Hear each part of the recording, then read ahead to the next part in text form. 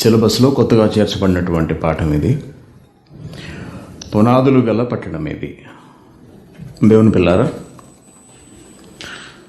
ప్రపంచవ్యాప్తంగా ఎన్నో పేరెన్నిక గన్న పట్టణాలు ఉన్నాయి. అయితే పునాదులు కలిగిన పట్టణం గురించి బైబిల్ మాట్లాడుతోంది.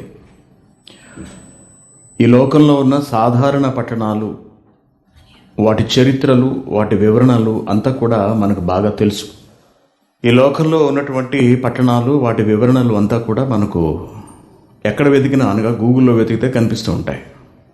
కానీ దేవుడు చెబుతున్నటువంటి ఒక పట్టణము, దానికి సంబంధించిన వివరణ అంతా తెలియాలి అంటే కేవలం బైబిల్ గ్రంథం దగ్గరికే రావాలి ప్రపంచంలో ఎవరైనా.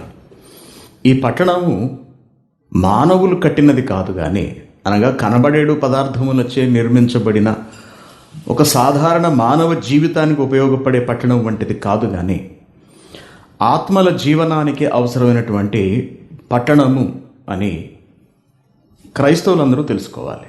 ఈ పట్టణాన్ని దేవుడు నిర్మించాడు.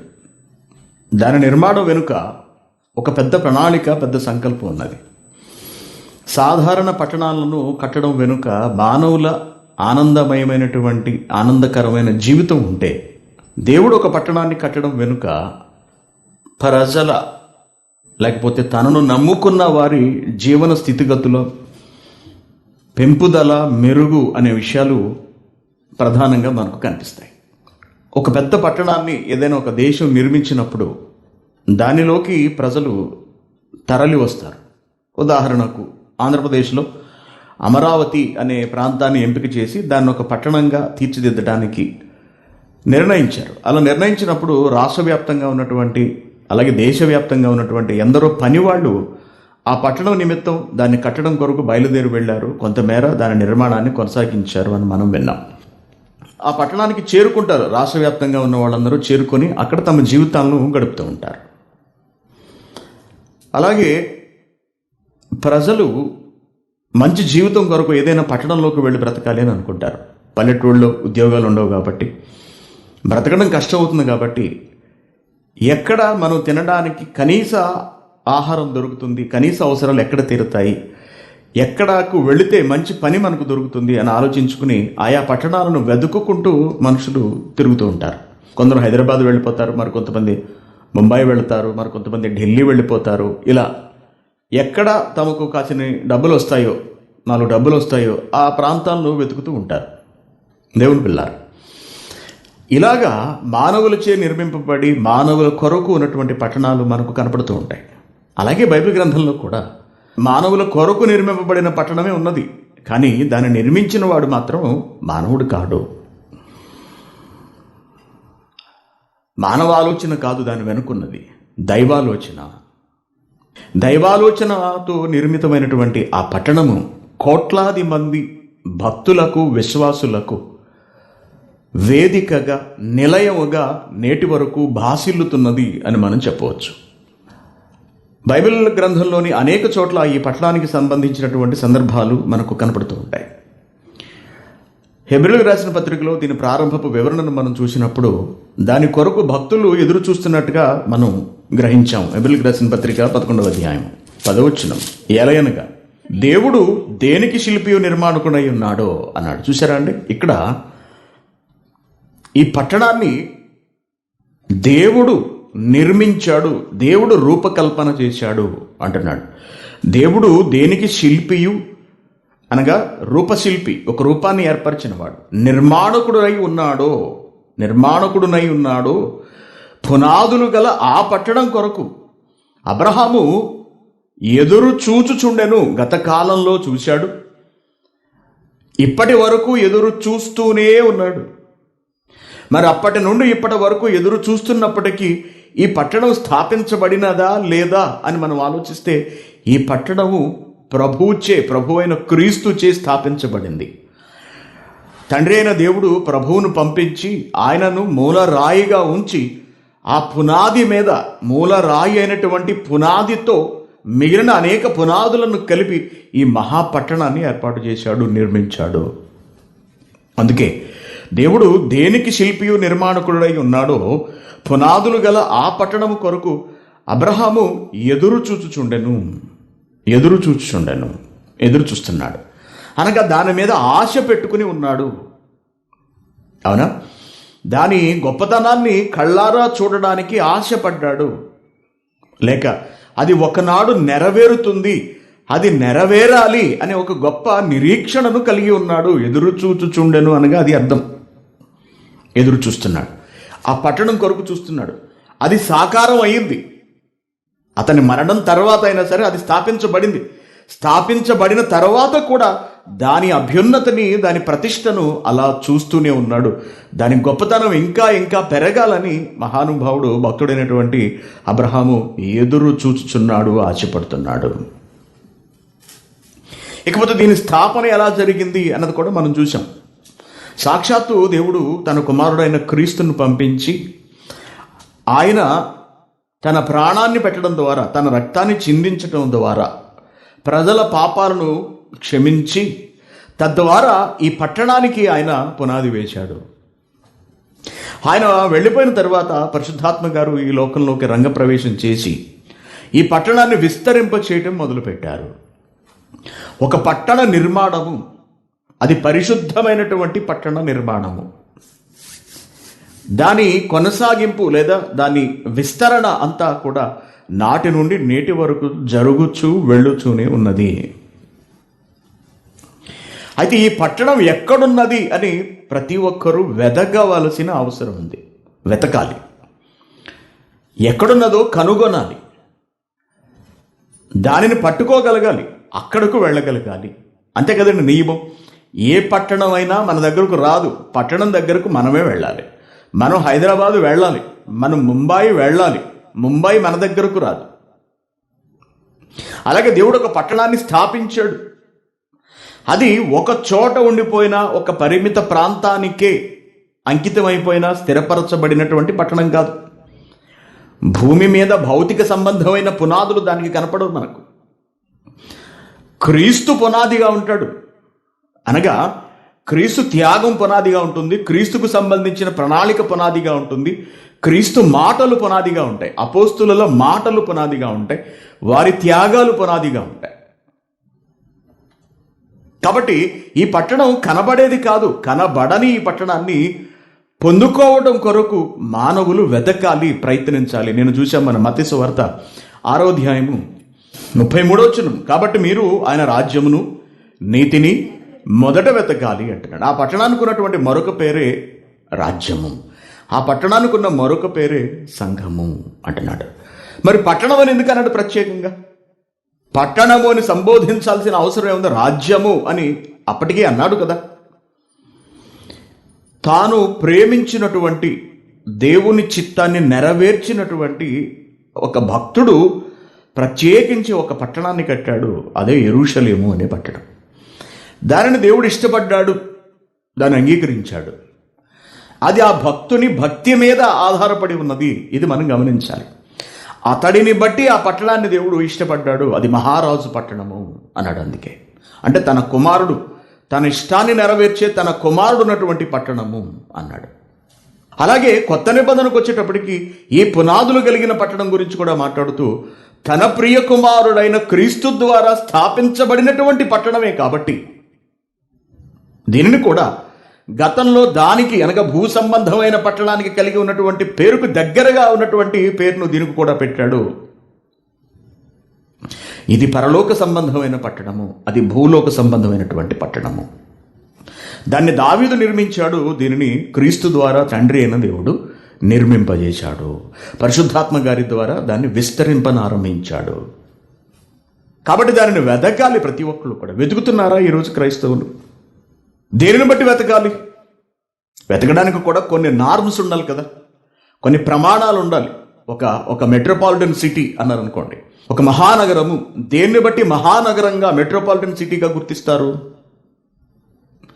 ఒక అభివృద్ధి చెందిన దేశం అంటే దానికి ఉన్నటువంటి ప్రమాణాలు ఏంటి? వేటి ఆధారంగా ఆ నిర్ణయాన్ని తీసుకుంటారు, ఆ గుర్తింపు ఆ దేశం పొందుకుంటుంది, లేకపోతే ఆ నగరం పొందుకుంటుంది అంటే మొట్టమొదటి ఆ నగరంలో ఉన్నటువంటి జనాభా, రెండవది ఆ నగరంలో ఉన్నటువంటి విద్యాభ్యాసం, మూడవది ఆ నగరంలో ఉన్నటువంటి ఉద్యోగ అవకాశాలు, నాలుగవది అక్కడ ఉన్నటువంటి పరిశ్రమలు. ఇలాగా కొన్ని లెక్కలు ఉంటాయి. ఆ లెక్కలన్నిటినీ కూడా అందుకున్నట్టయితే ఆ ప్రాంతాన్ని వర్గీకరిస్తారు. పట్టణం అని, నగరం అని, మహానగరం అని, మెట్రోపాలిటన్ సిటీస్ అని, ఇలాగ రకరకాల వర్గీకరణలు మనకు కనపడుతూ ఉంటాయి. Very good. ఇప్పుడు ఈ పట్టణాన్ని, దేవుడు స్థాపించిన పునాదులు కలిగినటువంటి పట్టణాన్ని వెదకాలి అని దేవుడు వ్రాయించినప్పుడు, అలా వెదగడానికి, కనుగొనడానికి దానికి ఉన్నటువంటి గుర్తులు ఏమిటి? ఏది పునాదులు గల పట్టణము అని మనం చెప్పగలము? దేన్ని బట్టి తెలుసుకోవాలి? దేవుని పిల్లారా, పునాదులు గల పట్టణానికి వాక్యమే పునాదిగా ఉంటుంది. వాక్యము మీదే ఆ పట్టణ నిర్మాణం అనేది ప్రారంభమైనది అనే విషయం మనకు తెలుసు. యేసుక్రీస్తు గారు వచ్చి వాక్యం చెప్పడంతోనే కదండి మొత్తం అంతా ప్రారంభమైంది, కదిలిందంతా ఎక్కడికక్కడ. తర్వాత పరిశుద్ధాత్మ గారు వచ్చి ఆయన ఏం చేశారు? ఆయన కూడా వాక్యమే చెప్పించాడు పేతురు గారి ద్వారా ఆ రోజు. అంతకుమించి ఆయన ఏమీ చేయలేదే. వారి ద్వారా భాషలు మాట్లాడించాడు. అవి కూడా దేన్ని సూచించాయి? వాక్యాన్ని సూచించాయి. అవి కూడా వాక్యంలో ఉన్న దానిని బట్టే వాళ్ళు భాషలు మాట్లాడారు. వాక్యం వైపు ఆకర్షించడానికి మాత్రమే వాళ్ళు భాషలు మాట్లాడారు తప్పించి మరొక ఉద్దేశం అక్కడ కానరాదు. అనగా ఒక పట్టణము పునాది కలిగినది అని గుర్తించడానికి కావలసిన ప్రధాన వనరు ఏమిటంటే, ప్రధాన ప్రమాణం ఏమిటంటే వాక్యము. అనగా ఏ పట్టణంలో అయితే, ఏ సంఘంలో అయితే వాక్యం ఉంటుందో, ఏ సంఘం అయితే వాక్యానుసారంగా నిర్మింపబడుతుందో ఆ పట్టణము పునాదులు కలిగిన, అనగా వాక్యమే పునాదిగా కలిగినటువంటి పట్టణము, దేవుని మాటలే ఆధారముగా కలిగినటువంటి పట్టణము అనే మనం గ్రహించాలి. మరి ఇటువంటి వాక్యము కలిగినటువంటి పట్టణం ఎక్కడుంది అని క్రైస్తవులు వెదకగలుగుతున్నారా? ఓకే, నువ్వేదో బాప్తిస్మం తీసుకున్నావు, లేకపోతే నువ్వు క్రైస్తవ్యంలోకి రావాలనుకున్నావు, బాప్తిస్మం తీసుకున్నావు, బాగుంది, సంతోషం. అయితే నీ వాక్యము సరైన, నీకు దొరుకుతున్న వాక్యం సరైనదేనా? నువ్వు సరైన చోటునే ఉన్నావా? మంచి సిటీలోనే నువ్వు ఉన్నావా? మంచి పట్టణంలోనే నువ్వు ఉన్నావా? లేక నీ ఆత్మను తప్పుదారి పట్టించే పట్టణంలో కానీ నువ్వేమైనా ఉన్నావా? వీటన్నిటినీ కూడా మనం ఆలోచించాలి. క్రైస్తవుడు తెలుసుకోవాలి. చాలామంది ఎక్కడ వీలైతే అక్కడ వాక్యం వినేయడానికి సిద్ధపడిపోతూ ఉంటారు. ఎవరు చెప్పినా వాక్యం వినేయడానికి సిద్ధపడిపోతూ ఉంటారు. అంటే ఎవరు చెప్పినా వాక్యమే కదండి అని ఒక సానుకూలమైనటువంటి దృక్పథం. Very good. చాలామందిలో ఉంటుంది, కరెక్టే, ఎవరు చెప్పినా వాక్యమే, ఆ మాట తప్ప నేను అనట్లేదు. కానీ ఎవరు చెబుతున్నా, అనగా ప్రతి ఒక్కరూ చెబుతున్న వాక్యము వాక్యానుసారంగానే ఉంటుందా? అది ఆత్మకు అవసరమైన ఆహారాన్ని అందించగలుగుతుందా? ఎందుకంటే ఒక పట్టణము తనలో ఉన్న ప్రజలకు మంచి ఆహారాన్ని ఇవ్వగలగాలి. అసలు ఒక వ్యక్తి పట్టణాన్ని వెతుక్కుంటూ వెళుతున్నది ఆహారం కొరకు. కరోనా టైంలో మనం చూసాం, చాలామంది కూలీలు, దినసరి కూలీలు, వారి జీవన స్థితి ఎలా ఉన్నదన్నది కరోనా బయటపెట్టిందండి. వాళ్ళు దేశంలోని నలుమూలల నుండి వచ్చిన వాళ్ళు. ఒక ముంబైలో ఉండొచ్చు, ఒక హైదరాబాద్లో ఉండొచ్చు, లేక మరొక పట్టణంలో ఉండొచ్చు, ఎక్కడైనా ఉండొచ్చు. వాళ్ళందరూ పొట్ట చేత పట్టుకుని వచ్చిన వాళ్ళు. వాళ్ళందరికీ ఆ పట్టణం ఆహారం అందించగలగాలి. వాళ్ళు అక్కడికి రావటం అనుకున్నటువంటి ఉద్దేశం అదే. ఎప్పుడైతే ఆ పట్టణం నుండి ఆహారం రావటం ఆగిపోయిందో, అనగా పనులన్నీ నిలిచిపోయాయో, ఇక వాళ్ళు అక్కడ ఉండలేకపోయారు. తిరిగి నడుచుకుంటూనో రైలు పట్టాలతో ఎలాగోలా మొత్తానికి వాళ్ళ గ్రామాలకు వెళ్ళిపోవడానికి సిద్ధపడ్డారు, వెళ్ళిపోయారు. మరలా పరిస్థితి కాస్త సద్దుమణుగుతున్నది అని గ్రహించిన తర్వాత, ఈ కరోనా తగ్గుముఖం పట్టిన తర్వాత నెమ్మదిగా మళ్ళీ వాళ్ళు తమకు ఆహారం ఎక్కడ దొరుకుతుందో అని వెతుకుతూ తమకు నచ్చిన నగరాలకు వాళ్ళు వెళ్ళారు. అక్కడ తమ జీవనాన్ని కొనసాగిస్తున్నారు. అనగా నగరాల ప్రధాన ఉద్దేశం ఏమిటంటే అక్కడ ఉన్న ప్రజలకు ఆహారాన్ని అందించగలగాలి, వారిని పెంచి పోషించగలగాలి. Very good. ఇప్పుడు ఈ పునాదులు గల పట్టణం, అది ఆహారం అందించగలుగుతున్నదా? ఆ పట్టణంలోనికి ప్రవేశిస్తున్నటువంటి క్రైస్తవులకు జీవ ఆహారం పెట్టగలుగుతున్నదా? అలా పెడుతున్నట్టయితే అదే పునాదులు గల పట్టణము, అదే జీవము కలిగినటువంటి సంఘము, అదే దేవుడు స్థాపించిన సంఘము అని మనం తెలుసుకోవాలి. మొట్టమొదట ఎక్కడైతే వాక్యం లేదు, అనగా వాక్యానుసారంగా చెప్పడం లేదు, దేవుడు చెప్పినట్టుగా అవే భావాలను వ్యక్తపరచడం లేదో, అది పునాది లేని పట్టణంగానే అది కూడా పరిగణించబడుతుంది, కానీ పునాది ఉండదు దానికి, కనుక దానిలో జీవం ఉండదు, దానికి ఆధారం ఉండదు అని మనం గ్రహించగలగాలి. భారతదేశంలో కూడా చాలా పట్టణాలు ఉన్నాయి. ప్రతి పట్టణంలోనూ ఆహారం దొరకదు, కనుక పని ఉండదు సరిగ్గా. కొన్ని పట్టణాలు మాత్రమే ఈ పనులు కల్పించడానికి పేరెనికగన్నవి. ఉదాహరణకు ముంబాయి మనకు తెలుసు, అలాగే ఢిల్లీ, కోల్కతా, హైదరాబాద్ కూడా కొంతమేర ఆహారం అనగా పని కల్పించగలుగుతోంది. గమనించండి, క్రైస్తవుడు వీటన్నిటినీ పరిశీలించగలగాలి. ఏ పట్టణం నిన్ను పెంచి పోషించగలదు, నీ ఆకలిని తీర్చగలదు, నీ దాహార్తిని తీర్చగలదు. ఎందుకంటే ఈ రెండూ తీరితేనే మనిషి తన జీవితాన్ని కొనసాగించగలడు. అర్థమవుతుంది కదండి. జీవాహారం అందాలి, జీవజలము అందాలి. అనగా వాక్యం సమృద్ధిగా అందితేనే ఒక ఆత్మ ఒక పట్టణంలో తన మనుగడను, లేదా దేవుని రాజ్యంలో తన మనుగడను కొనసాగించగలదు. అనగా సంఘం ఈ రెండిటిని అందించేదై ఉండాలి. తగిన వసతులు కల్పించగలగాలి. ఒక మనిషికి ఆ పట్టణము తగిన వసతులు కల్పించగలగాలి. పునాదులు గల పట్టణం అనగా సంఘము లేదా రాజ్యము వాటిని కల్పిస్తోందా? వాటిలో నివసిస్తున్న వారు తామున్నటువంటి పట్టణం వల్ల సంతృప్తి కలిగి ఉన్నారా? వారి ఆత్మలను బలపరచుటకు అవసరమైనటువంటి వాక్యం అక్కడ లభించగలుగుతుందా లేదా అన్నది వాళ్ళు వెతకాలి అంటున్నాడు దేవుడు. నువ్వు వెతకాలి, దాన్ని నువ్వు వెతికి దాన్ని పట్టుకుని దానిలో బ్రతకగలగాలి, దానిలో నివసించగలగాలి. ఈరోజు ఈ సత్యం కొరకు, వాక్యం కొరకు ఎవరు పరిశోధన చేస్తారు చెప్పండి? ఎవరు పట్టించుకోగలరు చెప్పండి? అసలు అంత ఓపిక ఎవరుకున్నది చెప్పండి? ఏదో ఒక గంట టైం ఇస్తారు దయదలిచి వాక్యం వినడానికి. అది ఎక్కడ వీలైతే అక్కడ, ఏ చర్చి దగ్గర ఉంటే అక్కడికి వెళ్ళిపోయి అక్కడ వినేస్తారు. అక్కడ వాళ్ళు ఏమి చెబుతున్నారు అన్నది వారికి అనవసరం. అర్థమైందా అండి? వాళ్ళు చెప్పేది ఏమిటో వీళ్ళకి అవసరం లేదు అసలు. జస్ట్ వాళ్ళు వెళ్ళి కూర్చున్నారా లేదా అన్నది ఒకటే చూసుకుంటూ ఉంటారు. ఆదివారం పోనివ్వకూడదు అన్నది ఒక్కటే వారి ఆలోచన తప్పించి మన ఆత్మకు అవసరమైన ఆహారాన్ని మనం స్వీకరించగలుగుతున్నావా, మనకు లభిస్తున్నదా లేదా అనే వివేచన వారికి ఉండడం లేదు. ఇది ప్రమాదానికి దారితీస్తుంది. ఇది ఆత్మ నాశనానికి హేతు అవుతుంది, కారణం అవుతుంది. దీన్ని గ్రహించాలి, దీన్ని తెలుసుకోగలగాలి అంటున్నాడు. అనగా ఒక ఆత్మకు అవసరమైనటువంటి సమస్త వసతులను, పదార్థములను ఆ పునాదులు గల పట్టణము అందివ్వగలగాలి. అనగా అటువంటి సంఘం ఎక్కడున్నదో చూసుకోవాలి, ఎక్కడ వాక్యం దొరుకుతున్నదో. అదే దేవుని ఉద్దేశం. ఈ పునాదులు గల పట్టణాన్ని స్థాపించడానికి గల కారణం ఏమిటంటే, దాని పట్టణముతో దేవుడు ఎందుకు పోల్చి చెప్పాడు అంటే, పట్టణము జనావాసములకు నిలయంగా ఉంటుంది. పట్టణము ఆహారపు కొరత లేకుండా ఉంటుంది. అలాగే పునాది కలిగినటువంటి పట్టణము జీవవాక్యమునకు ఆధారమై ఉంటుంది. వాక్యము మీద స్థాపించబడుతుంది. నిత్యము వాక్యం అందించడంలో, వాక్యానుసారంగా మానవులను జీవింప చేయడంలో ఎప్పటికప్పుడు తనను తాను సంసిద్ధపరుచుకుంటూ అనేకులను దేవునిలోకి నడిపిస్తూ ఉంటుంది. అది పునాదులు గల పట్టణం వెనుకొన్నటువంటి ప్రధానమైన ఉద్దేశం. దేవుని పిల్లారా, మరి అటువంటి పట్టణం ఎక్కడున్నది అనగా అటువంటి సంఘం ఎక్కడున్నది? వెతికారా ఎప్పుడైనా? వెతకే ప్రయత్నం చేశారా? ఈ క్రైస్తవులు చూశారండి ఎప్పుడైనా? వెతకమన్నాడు కదా. వెతకటం అంటే ఏమిటి?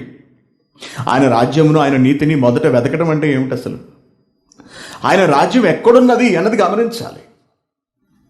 దాని కొరకు వెతకాలి, అనగా తిరగాలి, అధ్యయనం చేయాలి. నువ్వు ఎక్కడో భారతదేశం విడిచిపెట్టి కువైట్ వచ్చామండి.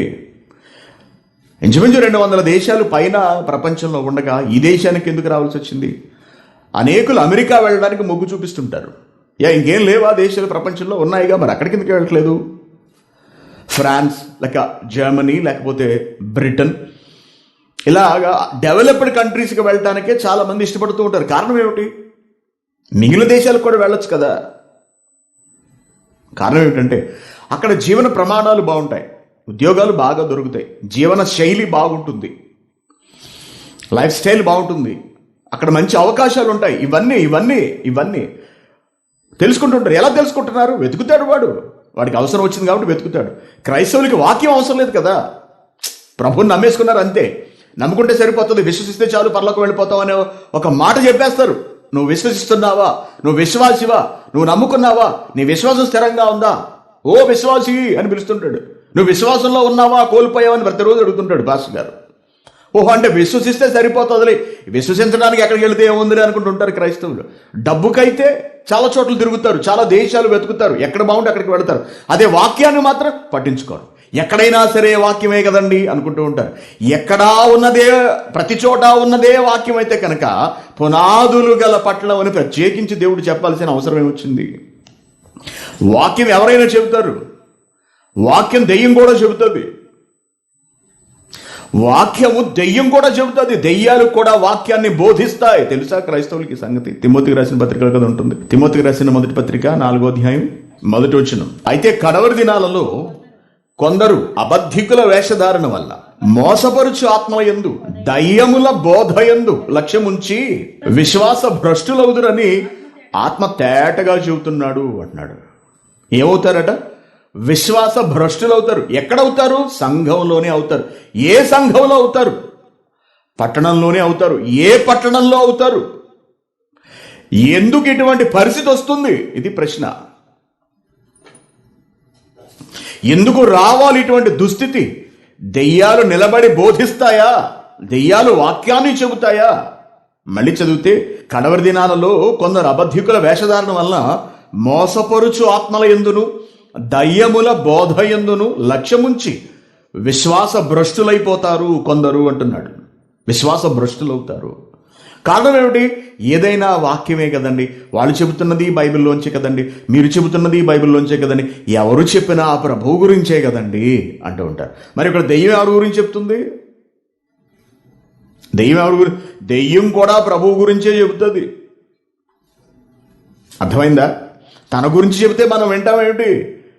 దెయ్యం కూడా ప్రభువు గురించే చెబుతుంది, కానీ ప్రభువు ఏం చేయమన్నాడో అది మాత్రం చెప్పదు. వాక్యానుసారమైన జీవితం గురించి చెప్పదు.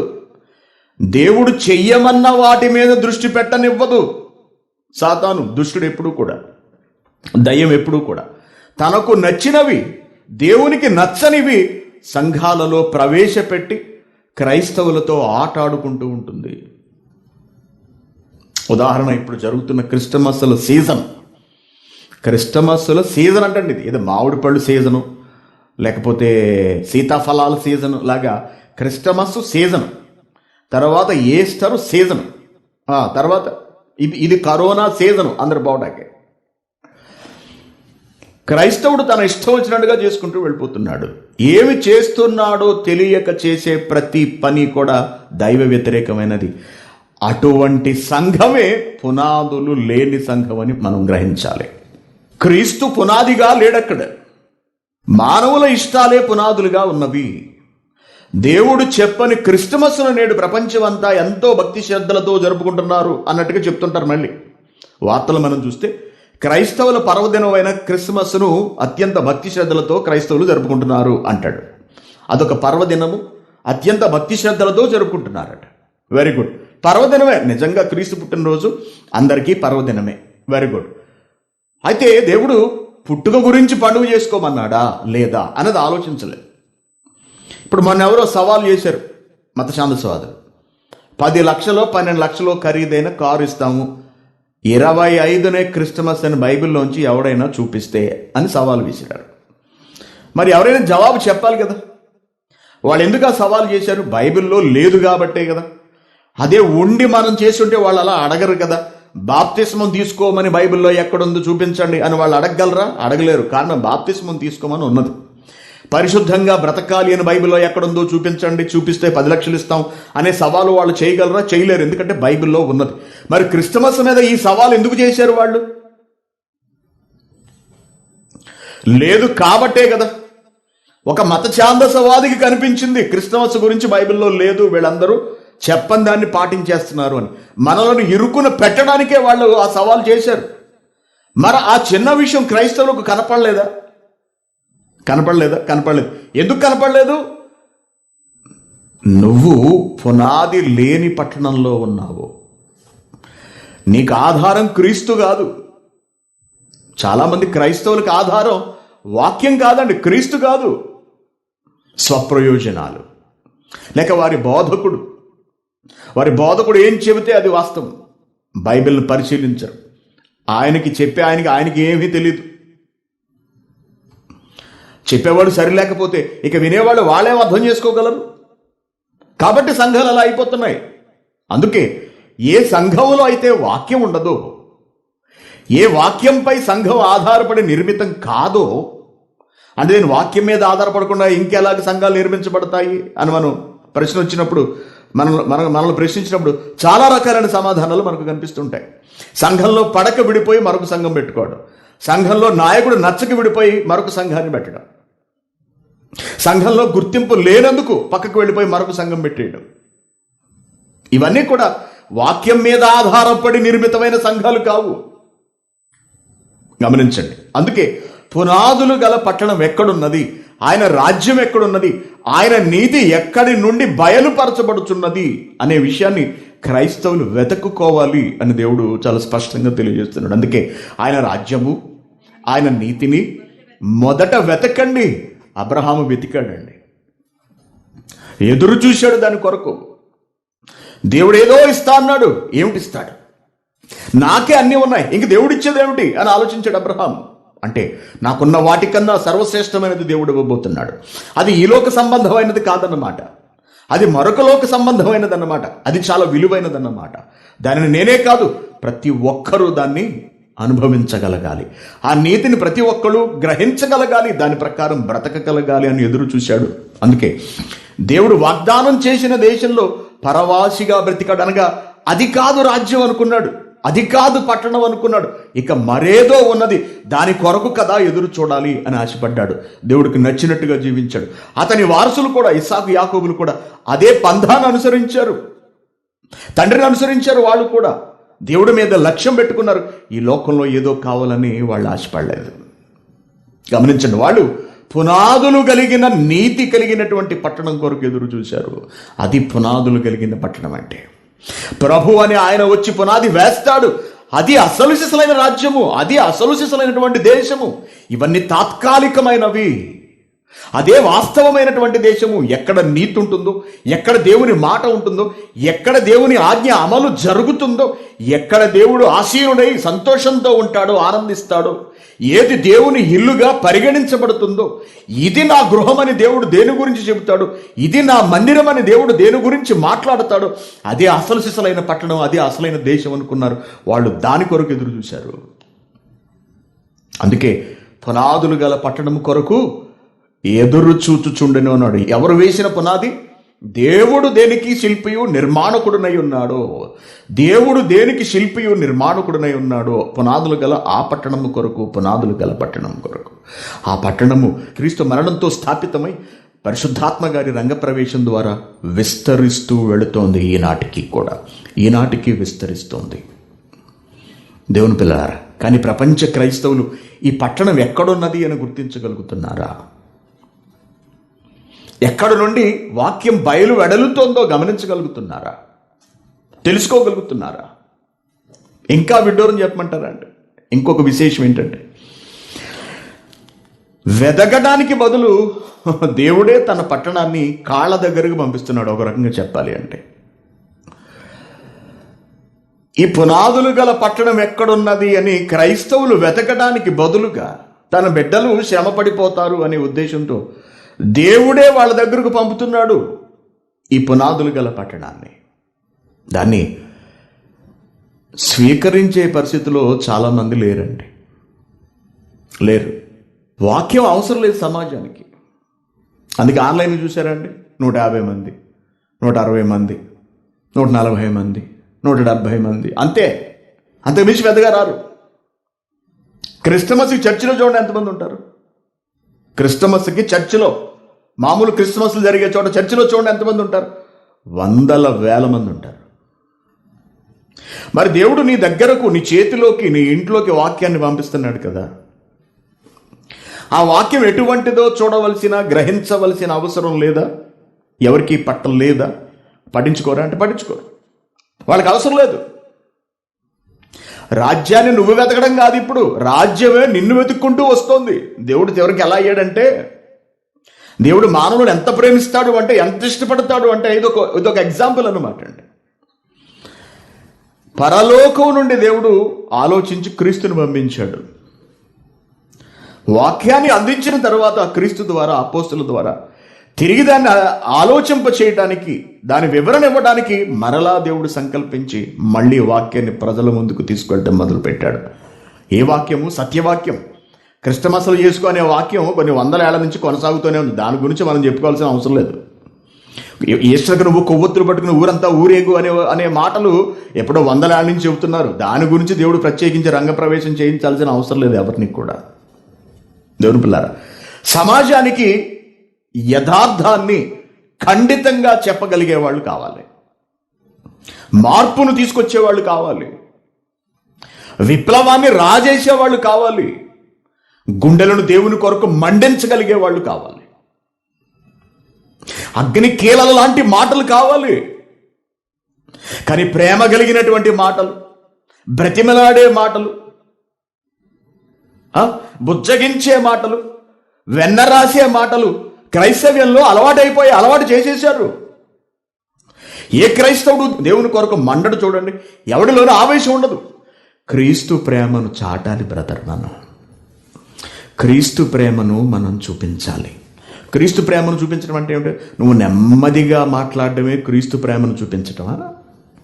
అదేనా ప్రేమ అంటే? అదేనా ప్రేమ అంటే? బ్రతుకుతున్నారా మనుషులు దేవుని కొరకు? ఆలోచించగలుగుతున్నారా? ఇటీవల కాలంలో నేను సాధారణంగా చూడను, ఒక క్రిస్టమస్ చూశానండి. డాక్టర్ల క్రిస్టమస్ అట. డాక్టర్ల క్రిస్టమస్. తమ పట్టణంలో ఉన్న డాక్టర్లందరినీ ఒక చోట కూర్చోబెట్టి డాక్టర్ల గురించి బైబిల్లో ఏమేం మాట్లాడాడు దేవుడు అన్నది బయటికి తీసి చెప్పడం మొదలుపెట్టారు. పెద్ద బోధకులు మళ్ళీ వాళ్ళు వేల సంఖ్యలో చూస్తారు, వాళ్ళు పెడితే లక్షల సంఖ్యలో చూస్తారు. ఎందుకే ఏమిటి? డాక్టర్లకు చక్కగా ఆమోదం రాసి వాళ్ళని అలా దువ్వుతున్నారు. దేవుడు మీకు జ్ఞానాన్ని ఇచ్చాడు. ఈ జ్ఞానం అందరికీ ఇవ్వడు. ఆ జ్ఞానం మీ దగ్గర ఉంది. దేవుడు మిమ్మల్ని మహిమపరిచాడు. ఎలాగా? డాక్టర్ చదివించడం కూడా దేవుడు మహిమపరచడమేనా అండి? అలా అని బైబిల్లో ఉందా అండి? బైబిల్లో ఉందా అంటే? మీరు స్పెషలైజ్డ్ పీపుల్, అనగా మీరు ప్రత్యేకింపబడిన వారు. దేవుడు తన బిడ్డలకు వైద్యం అందించడానికి మిమ్ముని ఏర్పరచుకున్నాడు అంటున్నారు. మిమ్ముని ఏర్పరచుకున్నాడు. మీరు బ్లెస్డ్, మీరు దీవించబడిన వాళ్ళు. నిజంగా డాక్టర్ వృత్తి ఎంత అవసరం, మీ అవసరం ఈ ప్రపంచానికి ఉంది అని చెబుతూ చివరికి వచ్చినప్పటికీ ఇక్కడ ఒక హాస్పిటల్ కట్టాలనుకుంటున్నాం, అందరికీ సేవ చేయాలనుకుంటున్నాం, దానికి మీ అందరి సహకారం కావాలి అని మాట్లాడారు. దానికి ముందు కొన్ని సాక్ష్యాలు కొంతమంది నిలబడి దేవుడి పేరుతో సాక్ష్యాలు చెప్పారు. ఆ సాక్ష్యాలు ఏమిటంటే, దేవుడు నాకు సీట్ ఇప్పించాడు, నేను పరీక్షలు అసలు రాస్తానో రాయనో అనుకున్నాను, కానీ దేవుడు తానే నా చెయ్యి పట్టుకుని ఎంతో అద్భుతంగా పరీక్షని రాయించాడు. చివరి స్థానంలో ఉన్న నేను కాలేజ్ టాపర్గా నిలిచాను. ఇప్పుడు పీజీ కొరకు నేను ఎంట్రన్స్ రాయబోతున్నాను. సీట్ వచ్చేలాగా మీరు అందరూ ప్రార్థన చేయండి. దేవునికే మహిమ కలుగును గాక. ఈ మహిమంతా దేవునికే. ఏది? నీకు సీట్ రావడం దేవునికి మహిమ, సీటు రావడం దేవునికి మహిమ అండి. మెడికల్ కాలేజీలో సీట్ రావడం కూడా దేవునికి మహిమేనా? ఇంకా అలా అయితే మనం అందరం బాగా చదివి మెడికల్ కాలేజీలో సీట్లు తెచ్చుకుని దేవుడికి మహిమపరచబడిపోతాడు కదా. సువార్త ప్రకటించాల్సిన అవసరం ఏముంది? ఇక ఏమండి, నువ్వు ఒక హాస్పిటల్ కట్టిస్తే దేవుడు మహిమపరచబడిపోతాడు కదా. దైవ జ్ఞానాన్ని నేర్చుకోవాల్సిన అవసరం ఏముంది? ఇక అక్కడ వాళ్ళు చెబుతున్నది ఏమిటంటే, శభాష్, దేవుడు మిమ్మల్ని దీవించాడు, మీరు ఎంపిక చేయబడిన వాళ్ళు కాబట్టి మీరు డాక్టర్ విద్యను చదవగలుగుతున్నారు. మీరు జ్ఞానులు అంటే దానిని మించిన జ్ఞాని, వాక్యాన్ని ఎరిగినవాడు, వాక్యాన్ని బోధించేవాడు అనే విషయాన్ని వాళ్ళు చెప్పట్లేదు. చూసారా అండి? మీ బ్రతుకులో మీరు చదివిన చదువు అతి స్వల్పమైనటువంటి ఒక చిన్న పార్ట్, అదొక ఇసుక రేణువు వంటిది. జస్ట్ మీ కడుపు నింపుకోవడానికి మాత్రమే అది ఉపయోగపడాలి. మిగిలిన మీ జీవితం దైవజ్ఞానాన్ని నేర్చుకోవడంలో మునిగిపోవాలి. దీన్ని మీరందరూ సాధించాలి అని అక్కడ చెప్పలేదు. డాక్టర్ల క్రిస్టమస్. దేవునికి మహిమ కలుగును గాక. దేవునికి స్తోత్రం, హల్లెలూయా. క్రీస్తు నేడు పుట్టెను అని ఆ రోజు కూడా అన్నారు. పునాది కలిగిన పట్టణం అది. వాక్యం ఉన్న సంఘమేనా అది? నీ సంఘానికి వచ్చే ఒక వ్యక్తిని తయారు చేయవలసిన విధానం అదేనా? వాక్యంలో నిష్ణాతుడు కావలసిన అవసరం లేదా? డాక్టర్ చదివితే గొప్ప? ఇవి పునాదులు లేని పట్టణాలు, అనగా వాక్యము లేని సంఘాలు, క్రీస్తు పునాదిగా లేని సంఘాలు ఇవన్నీ కూడా. ఆలోచించండి. ఎక్కడా మనిషికి నొప్పి కలగకుండా, నొప్పి తగలకుండా, హృదయానికి గుచ్చుకోకుండా చాలా మెత్తగా మాట్లాడి వాళ్ళని అలాగా మేము దేవునిలోనే ఉన్నాము, క్రీస్తులోనే ఉన్నాము అనే భ్రమలో వారిని అలా ముంచి దేవుని కొరకు ఏమాత్రము ఉపయోగపడనివ్వకుండా చేసి వారి ద్వారా వీళ్ళు బాగుపడిపోయి వాళ్ళిచ్చే కానుకలు, వాళ్ళిచ్చే దశభాగాలు, వాళ్ళిచ్చే ప్రత్యేక కానుకల ద్వారా వీళ్ళు బాగుపడి వాళ్ళను ముంచుతూ వీళ్ళు కూడా మునిగిపోవడానికి సిద్ధపడుతున్నారే తప్పించి సంఘంలో ఉన్న ప్రతి వాడిని వాక్యంతో వెలిగిద్దాము అని మాత్రం ఎవరు ప్రయత్నించట్లేదు. అటువంటి సంఘము పునాది క్రీస్తుగా లేని సంఘము. గమనించండి, ఆలోచించండి. దేవుడు క్రీస్తు ద్వారా స్థాపించింది పునాదులు గల పట్టణం. నేడు క్రైస్తవులు స్థాపించేస్తున్నవి పునాదులు లేని పట్టణాలు. కాబట్టి మీరు ఏ పట్టణంలో ఉన్నారు? క్రైస్తవులు తాము ఏ పట్టణంలో ఉన్నారు ఎప్పుడైనా పరిశీలించుకున్నారా? ఏమండి, వాక్యం ఉన్న సంఘంలోనే ఉన్నారా? వాక్యం లేని సంఘంలో ఉన్నారా? నిన్ను దేవుని వైపు సంఘం మరల్చగలుగుతుందా? బోధకుడు నిన్ను మరల్చగలుగుతున్నాడా? నిన్ను మలచగలుగుతున్నాడా? నీ జీవితంలో ఒక్కసారైనా దేవుని పని జరిగించావా అని ప్రశ్నించే సంఘం పునాదులు కలిగిన సంఘం అండి. నువ్వు పుట్టిన దేవుని కొరకు, నువ్వు బ్రతకవలసిన దేవుని కొరకు, దేవుని పని జరిగించి నువ్వు చావాలి, లేకపోతే నువ్వు పుట్టడం వ్యర్థం, నీ జీవితాన్ని నువ్వు చేజేతులా నాశనం చేసుకుంటున్నావు అని చెప్పే బోధకుడు ఉన్నటువంటి సంఘం పునాదులు గల పట్టణం. అది దేవుడు స్థాపించినది వాక్యం. ఈ మెత్తదనం, ఈ మెతకదనం మనసుకు ఏమాత్రం హత్తుకోకుండా అనేకమైనటువంటి పై మాటలతో మభ్యపెట్టి క్రైస్తవ సమాజాన్ని మసిపూసి మారేడికాయ చేసే సంస్కృతి, ఈ పద్ధతి మొదటి శతాబ్దంలోని అపోస్తులలో కానీ క్రీస్తులో కానీ మనకు కనపడదు. చూడండి. చదవండి, బైబిల్ చదవండి, అడగండి, మీ బోధకులు అడగండి. అలాని వాళ్ళలో ప్రేమ లేదా? సాటి మనిషిని దేవుని వైపు మళ్లించడానికి నువ్వు చెప్పే ప్రతి మాట ప్రేమతో కూడినదే. అది దేవుడికి తెలుసు. దాన్ని అర్థం చేసుకోదు ఈ సమాజం. గట్టిగా మాట్లాడితే వాళ్ళు రారండి, గట్టిగా మాట్లాడితే వాళ్ళు వినరండి, ఈ ప్రజలకు ఇలా చెప్పకూడదండి. అది పునాది లేని సంఘం. అటువంటి సంఘం మెత్తగానే వాళ్లకు చెప్పాలి అనగా వారిని మోసపుచ్చాలన్నమాట. వాళ్ళకి విషయాన్ని చెప్పకూడదు, మోసపుచ్చి వదిలేయాలి. అప్పుడు ఆ సంఘం మంచిది, ఆ బోధకుడు మంచివాడు. అలాగే అయిపోయినాయండి సంఘాలన్నీ కూడా ఈ మధ్యకాలంలో. కాబట్టి ప్రియమైన దేవుని పిల్లారా, త్యాగాల మీద, రక్తాల మీద, ఏమండి, తినడానికి సరిగ్గా తిండి లేక, కంటి నిండా నిద్ర లేక, కట్టుకోవడానికి సరైన బట్టలు లేక, ఆదరించేవాళ్ళు లేక, చూసేవాళ్ళు లేక, పట్టించుకునేవాళ్ళు లేక, దుర్భరమైన జీవితాలు గడుపుతూ దేవుని మాటను అందించడమే పరమావధిగా బ్రతికిన వారి పునాదుల మీద నిర్మితమైందండి క్రైస్తవ్యం అంటే. అది పునాదు గల పట్టణము. ఆ పట్టణపు ఖ్యాతిని ఈరోజు క్రైస్తవుడు నిలబెట్టగలుగుతున్నాడా? ఎన్ని సంఘాలలో వాక్యం ఉంటుంది చెప్పండి? కఠినమైన బోధ ఎక్కడుంది అసలు? కఠినమైన బోధ, తీయటి మాటలన్నీ కూడా. ఏ సంఘంలోనైతే ఆత్మను గద్దించే కఠినమైన బోధ ఉంటుందో అదే పునాది కలిగిన సంఘపు పట్టణము. అదే పునాది కలిగిన పట్టణము. ఎక్కడ గద్దింపుతో కూడే బోధ ఉండదో అదే పునాదులు లేని పట్టణము. అక్కడ ఆహారం దొరకదు, అక్కడ జీవజలం దొరకదు, అక్కడ దేవుని కొరకు పనిచేయాలి అనే తాపత్రయం ఉండదు, ఆవేశం ఉండదు, పట్టుదల ఉండదు. కారణం ఏమిటి? అటువంటి మాటలు అక్కడ ఉండవు. గమనించండి. మరి ఎక్కడుంది అటువంటి సంఘం? ఎక్కడ నుండి అటువంటి మాటలు వస్తూ ఉంటాయి? ప్రారంభించాడు దేవుడు ఈ ప్రపంచంలో. మళ్ళీ అదే చెప్తున్నాను, ప్రతి ఒక్కరి చేతుల్లోకి పంపిస్తున్నాడు. అదే సార్వత్రిక సంఘము, అదే దేవుని కొరకు ఆలోచించే సంఘము. నిత్యము దైవ కార్యక్రమాలలో పాల్గొనే సంఘము, నిత్యము ఆత్మల రక్షణ కొరకు తాపత్రయపడే సంఘము. అదే దేవునిచే స్థాపించబడిన పునాది గల పట్టణము. మాటలను బట్టే మీకు అర్థమవుతుంది అక్కడ ఏ సరుకు ఉందో, ఏ సత్తా ఉన్నదో అన్నది. మన ఆత్మీయ తండ్రి గారు ఇటీవలి కాలంలో ఇంచుమించు ఒక 5-6 నెలల నుండి ఆయన మాట్లాడుతున్నటువంటి ప్రసంగాలు మీరు వింటున్న ఎంతమంది వింటారో నాకు తెలియదు, కానీ చాలా లోతైనటువంటి విశ్లేషణ. అసలు అంటే ఇలా ఆలోచిస్తారా? దేవుని అక్షరాలలో ఇంత వివరణ ఉంటుందా? ఇన్ని అర్థాలు ఉంటాయా? ఇంత ఆత్మీయత ఉంటుందా? ఇంత మహాజ్ఞానం దాగి ఉందా? దేవుడు ఇంత లోతుగా ఆలోచిస్తున్నాడా అనే తలంపు మనకు కలుగుతుంది ఆయన మాటలు వింటున్నప్పుడు.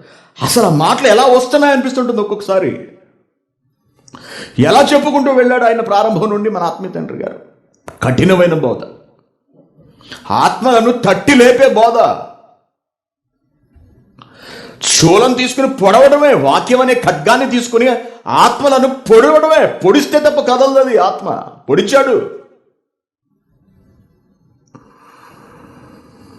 ఆత్మ ఖడ్గంతో, వాక్యం అనే ఖడ్గంతో చీల్చి చెండాడుతాడు.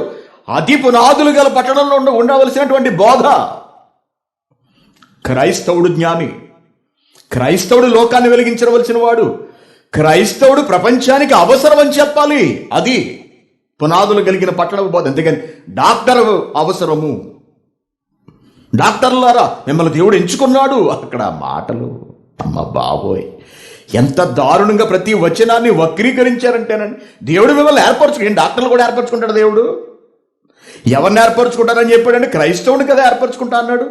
క్రైస్తవుడు అంటే ఎవరు? దేవుని పని జరిగించేవాడిని దేవుడు లేపుతాడు, రేపుతాడు, ఏర్పరచుకుంటాడు. ఈ మాటలు మాట్లాడితే చాలా బాధ అనిపించేస్తుంది, వినేవాళ్ళందరికీ కష్టమైపోతుంటుంది. ఎందుకంటే వాటిలో కూరుకుపోయారు, అదే ఊబిలో చిక్కుకుపోయారు. బయటికి రావటం ఇష్టం ఉండదు. ఆ మాటలే కావాలి, ఆ బోధలే కావాలి. ఇంకా అంటే వాక్యం అవసరం లేదు. హృదయంలోకి వాక్యము కత్తి వలె వెళ్లాల్సిన అవసరం లేదు. హృదయంలోని చెడుని కడగాల్సిన అవసరం లేదు. జన్మ పరమార్థాన్ని వివరించి చెప్పాల్సిన అవసరం లేదు.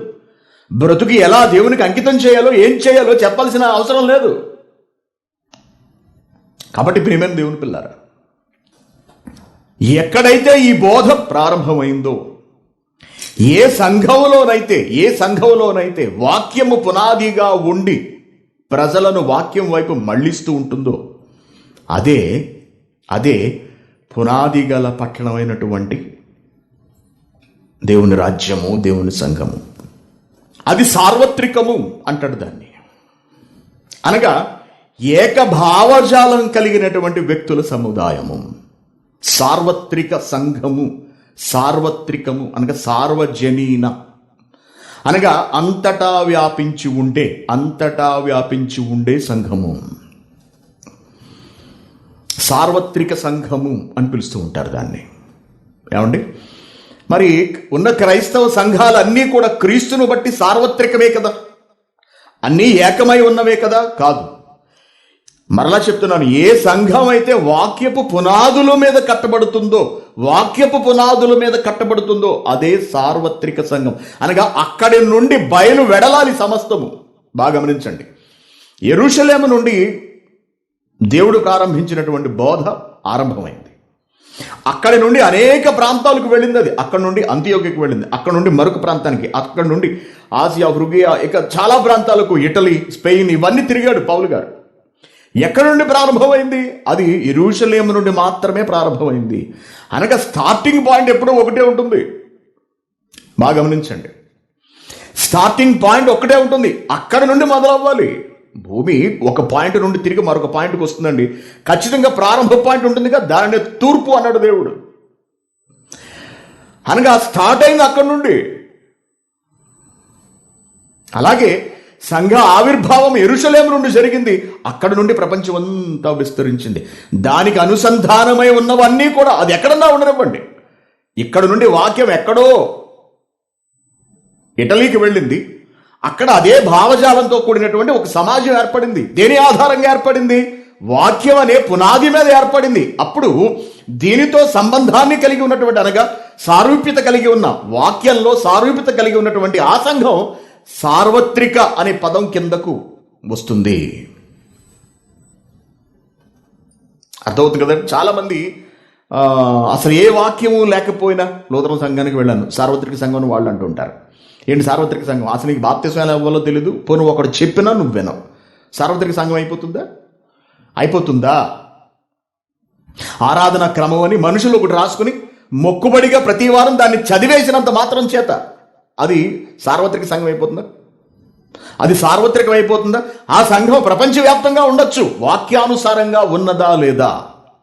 దేవుడు బైబిల్లో ఏదైతే చెప్పాడో, ఏ భావననైతే వ్యక్తీకరించాడో అదే భావనను ప్రతి సంఘము కలిగి ఉన్నదా? అలా కలిగి ఉండాలంటే అసలు అది ఎక్కడ నుండి ప్రారంభమైందో ఆ జ్ఞానం అక్కడ నుండి అది ప్రవహిస్తే తప్ప, అక్కడ నుండి అది విస్తరిస్తే తప్ప మరొక సంఘం అదే భావజాలాన్ని కలిగి ఉండదు.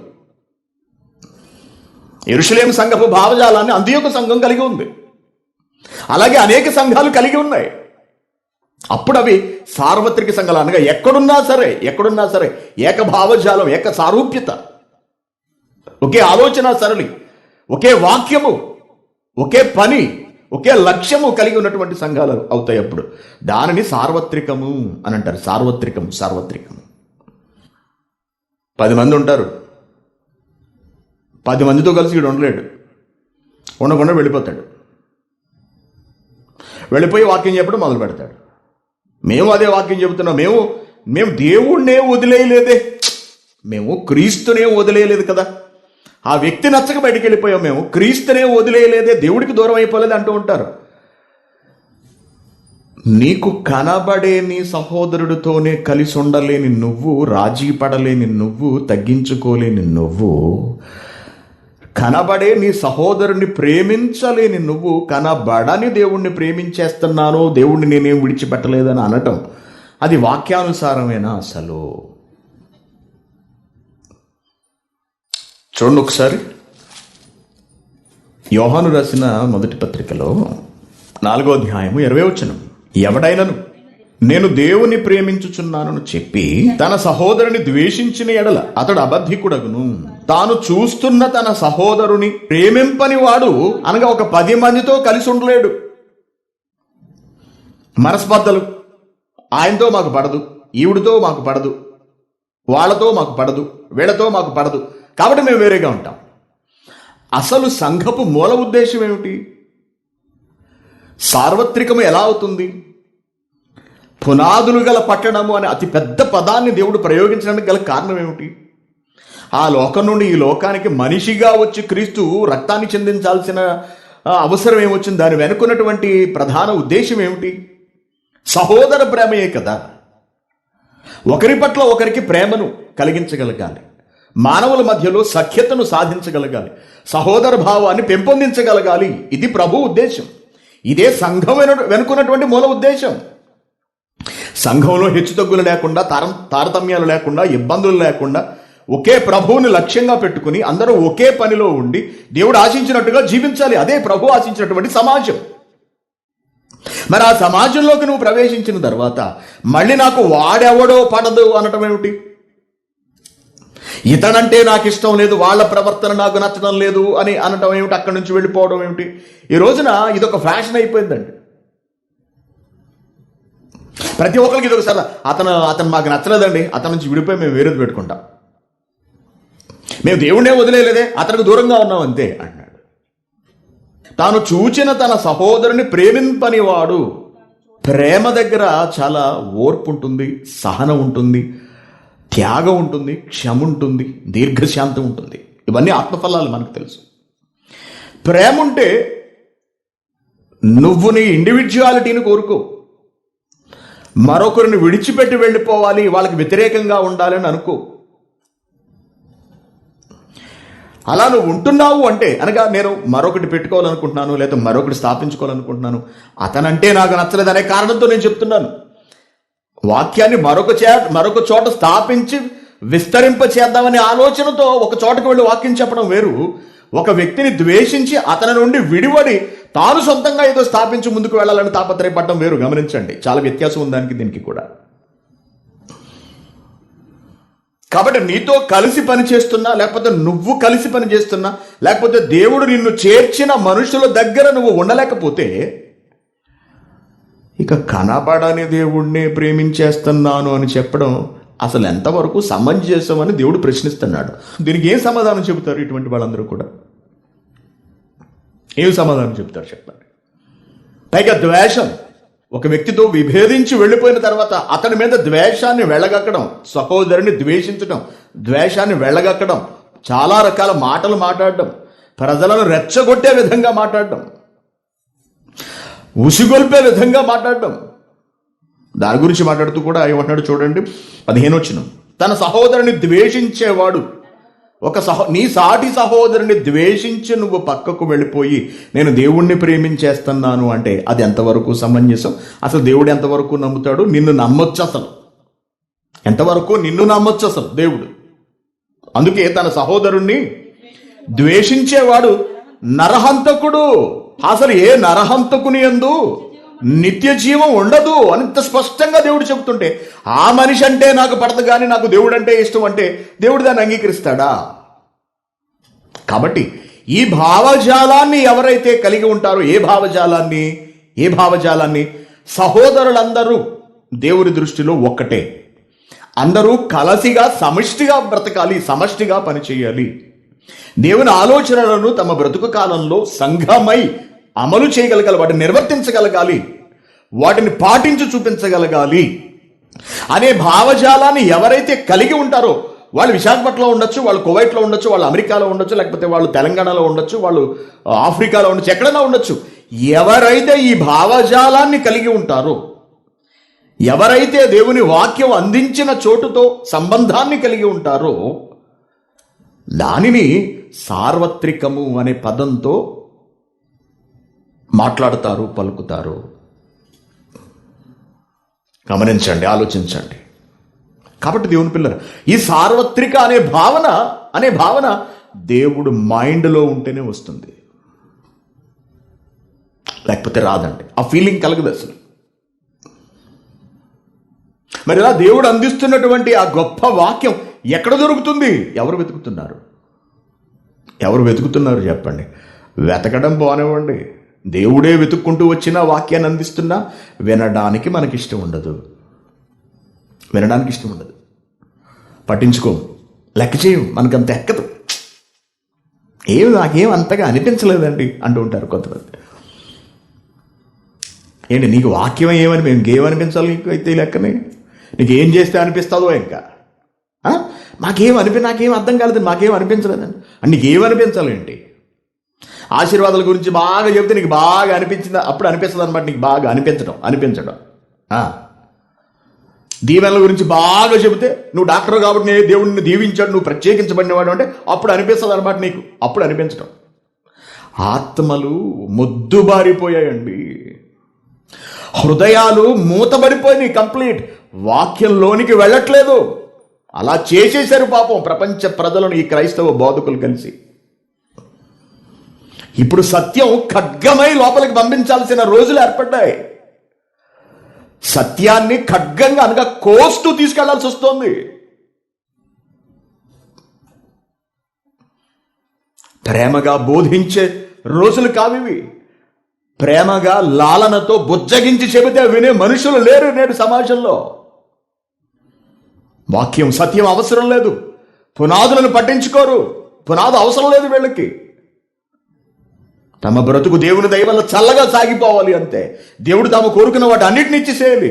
మంచి వివాహం జరిగిపోవాలి, వెంటనే బిడ్డల్ని ఇచ్చేయాలి, మంచి ఉద్యోగాలు ఇచ్చేయాలి, భార్యాభర్తలు ఇద్దరు ఉద్యోగం చేసుకోవాలి, పిల్లలు ఎక్కడో పెద్ద పెద్ద ఉద్యోగాలు చేస్తూ ఉండాలి, వాళ్ళు కూడా పెద్ద పెద్ద చదువులు చదివేయాలి. ఫలానా ఇంగ్లీష్ మీడియం స్కూల్లో చదువుతున్నాడు, ఫలానా స్కూల్లో టెంపనీ, విశాఖపట్నంలో టెంపనీ స్కూల్లో చదువుతున్నాడు. టెంపనీ అంటే మాట్లాడి అటువంటి స్కూల్లో సీటు దొరకడం అంటే నిజంగా దేవుని దీవెనది, దేవుని ఆశీర్వాదం అది అంటాడు. అంతే, ఒక్కటే మాట, ఫినిష్ అయిపోయింది. ఇంకా అక్కడితో స్కూల్లో సీటు దొరకడం దేవుని ఆశీర్వాదం, దేవుని దీవెన.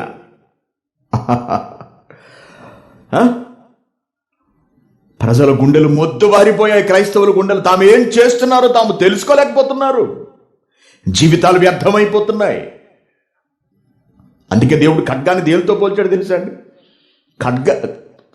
వాక్యాన్ని దేనితో పోల్చాడు తెలుసా? ఖడ్గం అన్నాడు, కత్తి. కత్తి నిన్ను తెగ్గొట్టాలి. కత్తి ఏం తెలుసా? నీ కఠిన హృదయాన్ని తెగ నరకాలి. అది దేవుడి ఉద్దేశం. అలా వాక్యం కలిగినదే పునాదులు కలిగినటువంటి పట్టణం. దానిని స్థాపించడం దేవుని ఉద్దేశం. హృదయాలను మేల్కొల్పాలి వాక్యం అనే ఖడ్గంతో అండి. దేవుని కొరకు అవసరమైతే ప్రాణాలు పెట్టగలిగేటట్టుగా సిద్ధపరచాలి క్రైస్తవులను. త్యాగపూరిత జీవితం కావాలి ఇది క్రైస్తవుడిది. దేవుని పని కొరకు ఉరకలు వేయాలి. దేవుని కొరకు చేయగలిగింది చేసేయాలి. దేవుని కొరకు మాట్లాడేయాలి. దేవుని కొరకు పాడాలి. దేవుని కొరకు చదవాలి. దేవుని కొరకు ఈ కాళ్ళకు శ్రమనివ్వాలి, చేతులకు శ్రమనివ్వాలి, కంటికి శ్రమనివ్వాలి, గొంతుకు శ్రమనివ్వాలి, సమస్తాన్ని శ్రమపరచగలగాలి దేవుని కొరకు. అది దీవెన, అది ఆశీర్వాదం అంటే. అంతేగాని ఒళ్ళు కదలకుండా, చెమట పట్టనివ్వకుండా, అలిసిపోకుండా హ్యాపీగా ఏసీల్లో ఫ్యాన్ల కింద కూర్చుని దేవుని ఆశీర్వాదం మాకిది అని చెప్పుకుంటున్న వాళ్ళు పునాది లేని వాళ్ళు. క్రీస్తు వారికి అవసరం లేదు. దేవుని ఆలోచనలు వాళ్ళకి అవసరం లేదు. కఠినమైన బోధన వాళ్ళు ఇష్టపడరు. ఖండితమైన బోధ అవసరం లేదు. దెయ్యాలు చేసే బోధ కావాలి. దెయ్యాల బోధ. కాబట్టి ప్రియమైన దేవుని పిల్లరా, ఆ పట్టణము, ఆ సంఘము పునాదులు కలిగినటువంటి సంఘము. అది పునాదులు గల పట్టణము. ఏ సంఘంలో వాక్యం ఉంటుందో, ఏ సంఘంలో దేవుని కొరకైన పని ఉంటుందో, ఏ సంఘంలో దేవుని కొరకు పురికొల్పడం ఉంటుందో, అది పునాదులు గల పట్టణం. అది సార్వత్రిక సంఘము. ఎక్కడ నుండి ప్రారంభమైంది ఇది? ఆదిమ అపోస్తలులు పరిశుద్ధాత్మ ప్రేరణతో తొలి సంఘముగా దాన్ని స్థాపించారండి. పరిశుద్ధాత్మను స్థాపించాడు దాన్ని. క్రీస్తు రక్త తర్పణతో పునాదులు ఏర్పడితే, పరిశుద్ధాత్మని రంగ ప్రవేశంతో అది విస్తరించడం మొదలై నాటి నుండి నేటి వరకు క్రైస్తవుల ప్రవేశంతో అది విస్తరిస్తూనే ఉన్నది.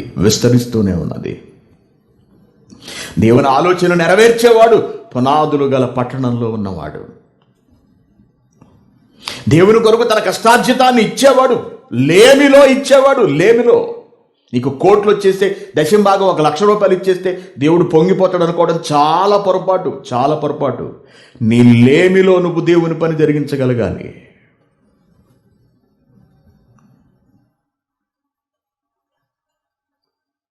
దేవుని పిల్లారా, ఇటీవల ఒక సహోదరి దగ్గరికి వెళ్ళానండి. దేవుడు పని నిమిత్తము వెళితే ఆమె కష్టార్జితాన్ని నా చేతిలో పెట్టారు. నిన్న ప్రార్థనలో కూడా ఈ సంగతి నేను ప్రస్తావించాను. ఆమె తన చేతులను నా చేతికి వేసి ఇలా రాశారండి. చూడండి అన్న, చేతులు ఎలా ఉన్నాయో తెలుసా అండి? శాండ్ పేపర్ అంటే చూసారు, గరుక్కాయితం తెలుసు కానీ చాలామందికి పాలిష్ కొట్టడానికి, చెక్కలకు పాలిష్ కొట్టడానికి ఉపయోగిస్తారు. శాండ్ పేపర్ అంటారు. అలా గరుక్కాయితంలో ఉందండి. మొత్తం ఎక్కడికక్కడ సున్నితత్వం అంతా పోయింది. గరుకైపోయినాయి, రఫ్ అయిపోయినాయి చేతులు. అంటే అంత కష్టపడి పనిచేస్తుంది అనమాట ఆవిడ. అంత కష్టపడి తన చేతులు నలుపుకుంటోంది ఆవిడ. తన చేతులను మండించుకున్నా అన్న, పొద్దున్న నుంచి సాయంత్రం వరకు గిన్నెలు కడుగుతూనే ఉంటాను, అవి కోస్తూనే ఉంటాను, ఇవి పట్టుకుంటూనే ఉంటాను. నా చేతులు ఇల్లంత కష్టపడి చేస్తాను, ఇలా అయిపోయినాయి చేతులు. అంటే భయం వేసిందండి నాకు, తెలుసా అండి, చాలా భయం వేసింది. ఇంత కష్టపడి తాము సంపాదించుకున్న ధనాన్ని ప్రేమతో దేవునికి అందిస్తున్నారు చూశారు. అది పునాదులు గల పట్టణానికి ఉదాహరణ.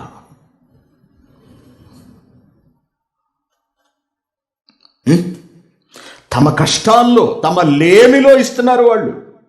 ప్రేమతో దేవుడికి ఇస్తున్నారు. నా దేవుడి పనికి నా డబ్బు ఉపయోగపడాలి, నా కష్టం ఉపయోగపడాలి అని. ఇది పునాదులు గల పట్టణం. అంటే నువ్వు కాసేపు లేచి నించుని, కాసేపు మళ్ళీ కూర్చుని, మళ్ళీ లేచి నిలబడి ఆరాధన పేరుతో ఏదో గుసగుసా మాట్లాడి, కాసేపు గట్టిగా పాడి, కాసేపు నెమ్మదిగా పాడి, ఏంటేంటో రకరకాల చేష్టలన్నీ చేసి, ముందుకు తిరిగి వెనక్కి తిరిగి అటు తిరిగి ఇటు తిరిగి నానా హంగామా చేసి కూర్చుంటే అది ఆరాధన. అది దేవుణ్ణి మహింపరచడం, అది ఘనపరచడం. అదా ఘనపరచడం. అది పునాది లేని సంఘము. ప్రపంచవ్యాప్తంగా 99.99% సంఘాలు ఇలాగే వాక్యం లేకుండా మగ్గిపోతున్నాయి ఈ రోజున. వాటిని మేల్కొల్పాలి దేవుని పిల్లలారా.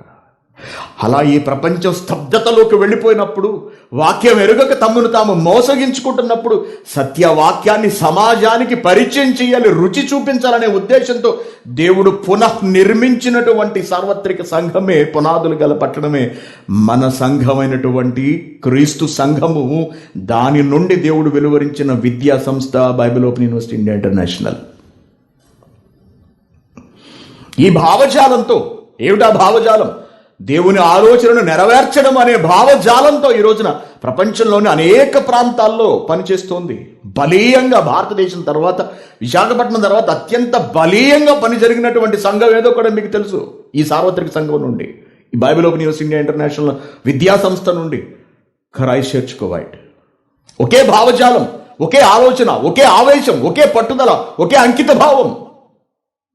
దేవుని పని తుదముట్టించాలి, దేవుని కొరకు అనేకులను నిలవబెట్టాలి, ప్రతి ఒక్కరిని పరిశుద్ధుణ్ణి, నిర్దోషుణ్ణి చేసి ప్రభు ఎదుట నిలబెట్టగలగాలి. ఒకటే లక్ష్యం, ఒకటే గమ్యం. రాబోయే తరాలకు సత్యాన్ని అందించగలగాలి, స్థాపించగలగాలి.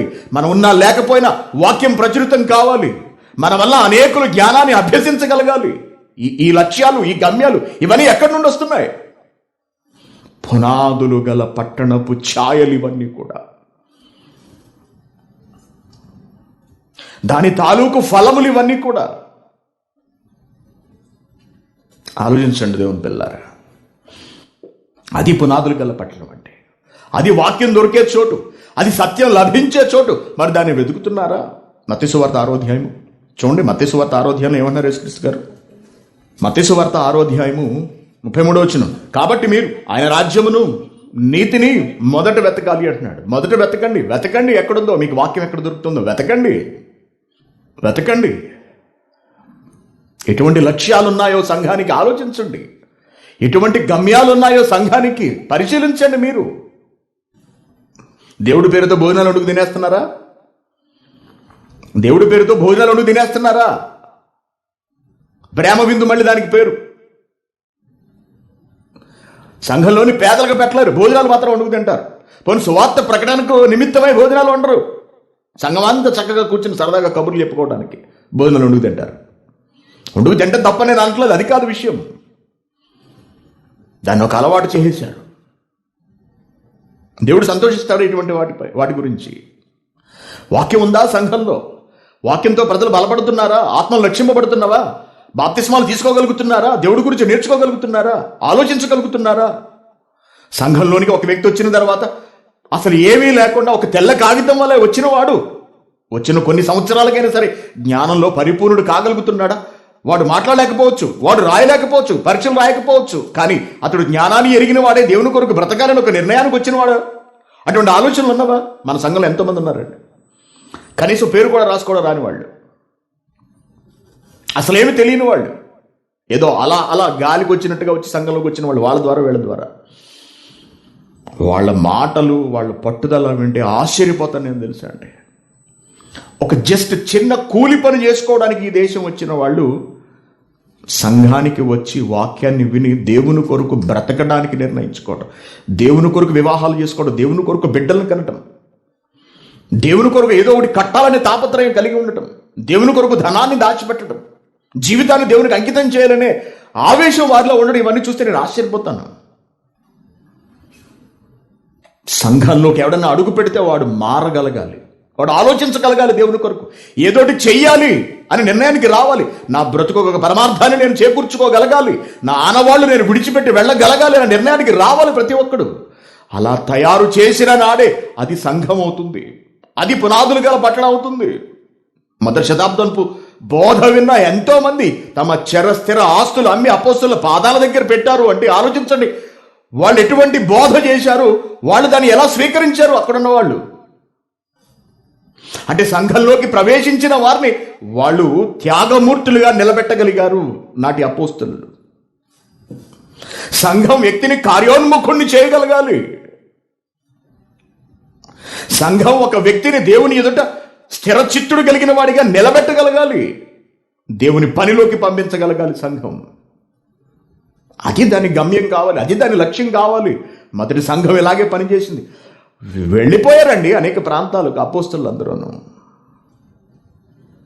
పర్యటించారు, కుటుంబాలను విడిచిపెట్టారు, తమ వాళ్ళని విడిచిపెట్టారు, సువార్త ప్రకటనకు ప్రాముఖ్యతనిచ్చారు. అది సంఘానికి ఉండవలసినటువంటి లక్షణం. కాబట్టి ప్రియమైన దేవుని పిల్లారా, మీరు ఏ సంఘంలో ఉన్నారు? మీరు ఏ పట్టణంలో ఉన్నారు? మీ పట్టణం ద్వారా మీకు ఆహారం దొరుకుతుందా? జీవజలం దొరుకుతుందా? ప్రతిరోజు మీరు వాక్యంతో బలపడగలుగుతున్నారా? బలహీనలైపోతున్నారా?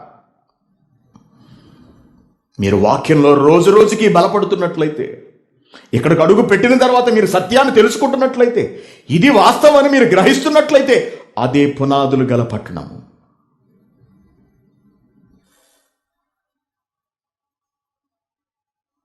క్రైస్ట్ చర్చ్ కువైట్ పునాదులు గల పట్టణం,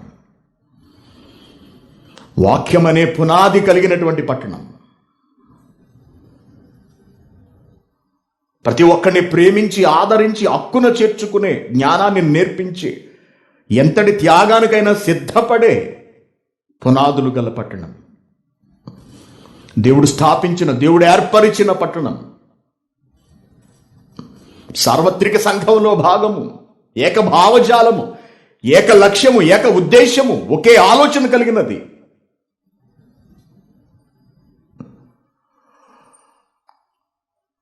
కాబట్టి ఈ విషయాలు ఈ ప్రపంచానికి తెలియదు. క్రైస్తవ ప్రపంచాన్ని మనం మేల్కొల్పాలి. క్రైస్తవ్యం చాలా గొప్పది, చాలా విలువైనది, చాలా ఉన్నతమైనది.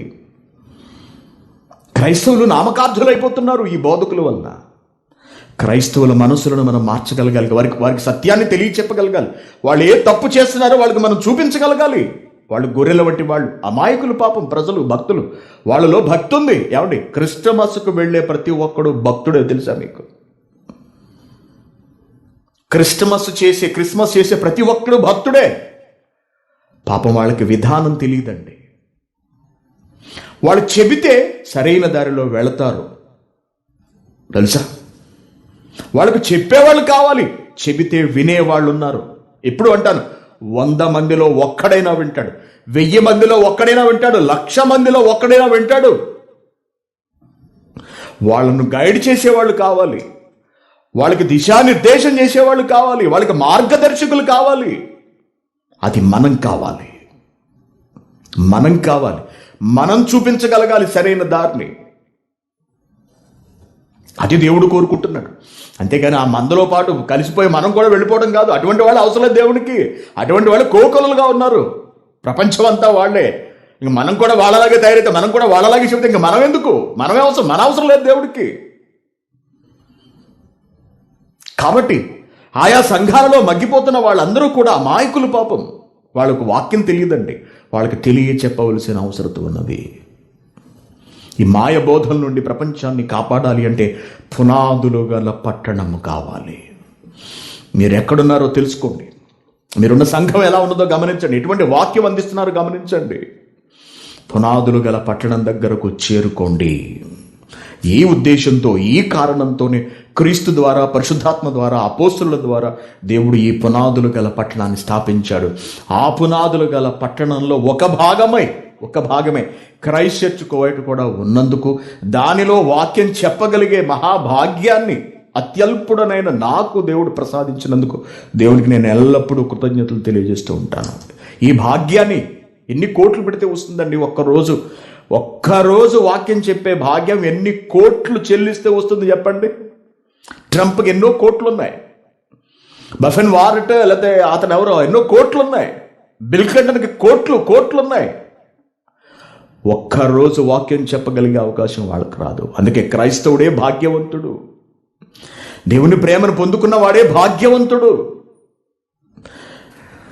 దేవుని పని జరిగిస్తున్న వాడే అసలు సిసలైన ధనవంతుడు, భాగ్యవంతుడు.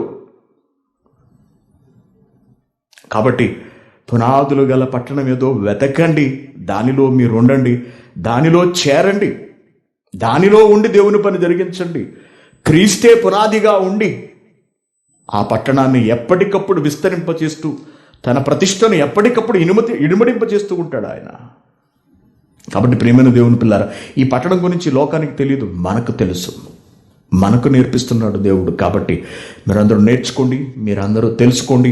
ఈ పునాదులు గల పట్టణంలో ఉండి మీరు కూడా మాతో పాటు దేవుని పనిలో భాగస్వాములై కలిసినండి. అందరం కలిసి దేవుని పనిని ముందుకు తీసుకువెళదాం. అమాయకులైన ప్రజలను కాపాడదాం. అర్థమైంది కదా? ఇది ఏది పునాదులు గల పట్టణము అనే పాఠము. ఓకే, ప్రార్థన చేస్తాను. కళ్ళు మూసుకోండి. పరలోకమందున్న మా కన్న తండ్రి, నీకు వందనములు నాయన.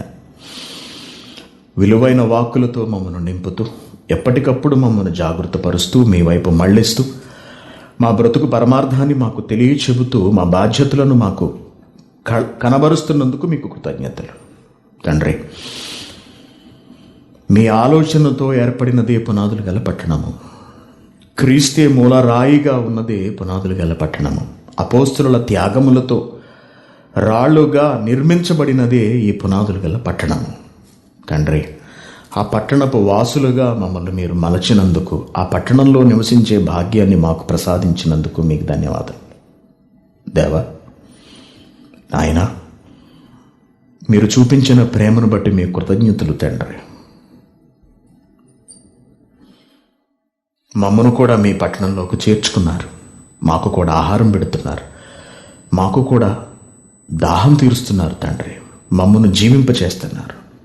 మీకు ధన్యవాదములు ఆయన. మేమేం చేశాము తండ్రి మీకు? మేమేం చెయ్యకపోయినా మీరు మాకు ఈ అవకాశం ఇచ్చారు. మా వంటి అమాయకులు, గొర్రెల వంటి ఎందరినో ఈ పట్టణంలోకి చేర్చమని మీరు మమ్మల్ని అడుగుతున్నారు. అంతకు మించి మీరు ఏదీ కోరుకోవట్లేదు తండ్రి. ఆ పని చేయడానికి ప్రయత్నిస్తున్నాం. మీ పట్టణంలో పరిశుద్ధులు, నిర్దోషులుగా బ్రతకడానికి నాయన మేము కృషి చేస్తున్నాం తండ్రి. మీరు మమ్మను పాపులమని తోసివేయక, మమ్మలను పరిశుద్ధులుగా మలుస్తూ, మమ్మను సహిస్తూ, భరిస్తూ, ఓర్చుకుంటూ మీ పనిలో ముందుకు తీసుకువెళుతున్నందుకు మీకు ధన్యవాదములు దేవా. ఈ భయంకరమైన పరిస్థితులలో మాకు ఒక రోజును మీరు అనుగ్రహించినందుకు మీకు కృతజ్ఞతలు. సత్యాన్ని మీ బిడ్డలకు వివరించాను. విన్నారు తండ్రి.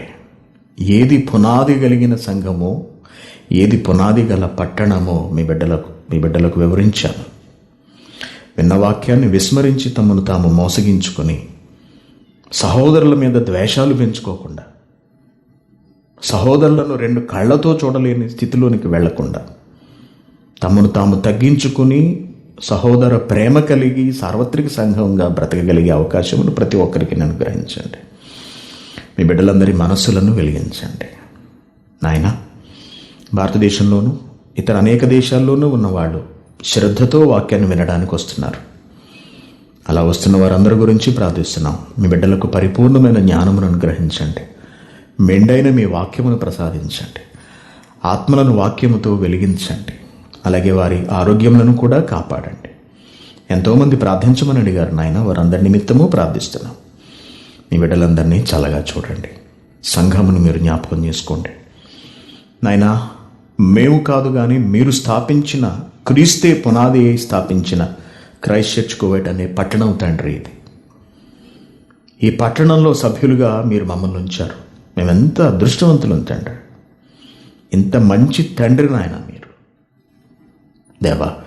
వాక్యంతో మీరు మమ్మల్ని బంధించారు. ప్రేమ బంధాన్ని మా మధ్యలో మీరు ఏర్పాటు చేశారు. మీకు ధన్యవాదములు తండ్రి. ఈ ప్రేమను చివరి శ్వాస వరకు ఇలాగే కొనసాగించగలిగే భాగ్యమును ప్రసాదించండి నాయన. మీ సంఘాన్ని విస్తరింపచేయండి. మీ సంఘాన్ని అభివృద్ధిపరచండి తండ్రి. అనేక ప్రాంతాలలో మీ స్వరాన్ని ప్రతిధ్వనింప చేయగలిగే అవకాశమును సంఘమునకు ప్రసాదించండి తండ్రి. వాక్యముతో సంఘాన్ని ప్రజ్వలింపచేయండి. అనేక ప్రాంతములకు విస్తరింపచేయండి. మహావృక్షమై శాఖోపశాఖలుగా విస్తరించగలిగే అవకాశమును ప్రసాదించండి. అనేక ఫలములు సంఘం నుండి వెలువరించండి నాయన. అనేక ఆత్మల రక్షణకు ఒక ఉనికి పట్టుగా సంఘమును చేయమని మిమ్మల్ని ప్రాధేయపడుతున్నాము. సంఘంలో ఉన్న ప్రతి ఒక్కరిని జ్ఞాపకం చేసుకోండి. మీ బిడ్డల ఆరోగ్యములను కాపాడండి. ఎందరో పరీక్షలు రాయడానికి సిద్ధపడుతున్నారు తండ్రి. వారందరికీ తగిన జ్ఞానమును, జ్ఞాపక శక్తిని అనుగ్రహించండి దేవా. సంఘంలో ఎంతోమంది బిడ్డలు వాక్యాన్ని చెబుతున్నారు, చంటి బిడ్డలు. వారందరినీ మీరు జ్ఞాపకం చేసుకోండి.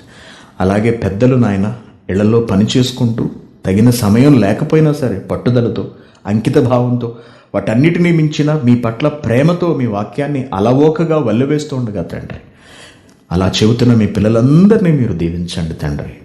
నాయన మీ దగ్గర ఒక మంచి స్థానమును మీ బిడ్డలందరికీ ప్రసాదిస్తారు అని మేము ప్రగాఢంగా విశ్వసిస్తున్నాం. దేవా, ఇంత జ్ఞానముతో మమ్మల్ని నింపిన మా ఆత్మీయ తండ్రి గారిని జ్ఞాపకం చేసుకోండి. తండ్రి, సార్వత్రిక సంఘమునకు నాయన మీరు స్తంభముగా నిలిపి అనేకుల మనస్సులను మార్చి మీ వైపు మళ్లించగలిగే అవకాశమును మా ఆత్మీయ తండ్రి గారికి మహాజ్ఞానమును ప్రసాదించినందుకు మీకు ధన్యవాదాలు. ఆయనకు మనశ్శాంతినివ్వండి, సంపూర్ణ ఆరోగ్యమును ప్రసాదించండి తండ్రి. అపార జ్ఞాన సంపదను ఆయన ద్వారా మేము నేర్చుకునే అవకాశమును మాకు అనుగ్రహించండి. ఆన్లైన్లో ఉన్న మీ బిడ్డలందరి కొరకు ప్రార్థిస్తున్నాం. ప్రార్థించమని అడిగిన ప్రతి ఒక్కరి కొరకు ప్రార్థిస్తున్నాం తండ్రి. అనేకులు రోగులై ఇబ్బందులతో, తెగుళ్లతో, అనేక సమస్యలతో బాధపడుతుండగా మీ వైపు ఆశగా చూస్తున్నారు నాయన.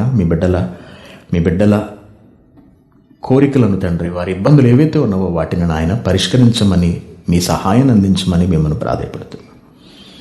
మీరు అనుగ్రహించిన ఈ దివ్యమైన శ్రేష్టమైన రోజునకై మీ కృతజ్ఞతలు తండ్రి.